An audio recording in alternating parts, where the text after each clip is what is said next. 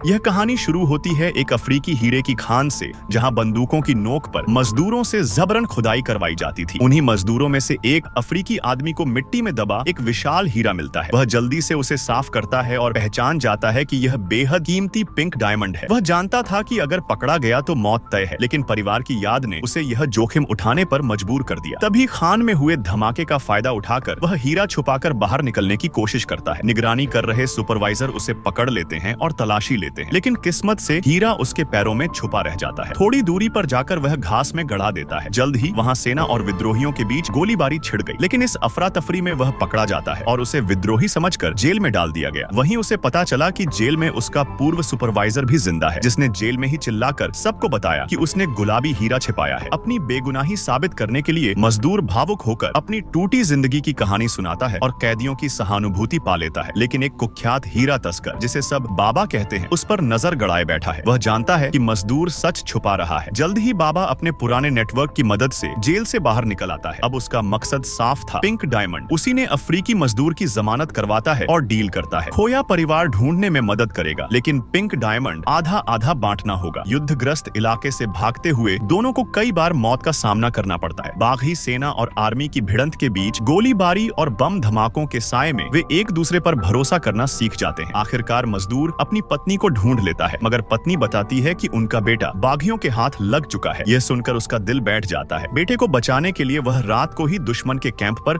घुसपैठ करते हैं। आखिरकार बेटा मिल गया, लेकिन बेटा ब्रेन वॉश होकर उन्हें पहचानने से इनकार कर दिया। विद्रोही सरगना ने धमकी दी, हीरा दो वरना बेटे की जान जाएगी। तभी सेना का हेलीकॉप्टर बमबारी करने लगा। अफरा तफरी के बीच लड़ाई होती है, जिसमें कर्नल अपने लालच का शिकार बन जाता है और बाबा भी गोली लगने से बुरी तरह घायल हो गया। भागते भागते जब वह और नहीं चल पाया तो उसने हीरा और एक पत्रकार का कार्ड मजदूर को पकड़ा दिया और कहा, परिवार को लेकर भाग जाओ, सच सामने लाना। अंततः पत्रकार ने उनके बयान और गुप्त वीडियो दुनिया तक पहुंचाए। अदालत में मजदूर ने गवाही दी और खून और आंसुओं से रंगी ब्लड डायमंड की सच्चाई सबके सामने उजागर हो गई।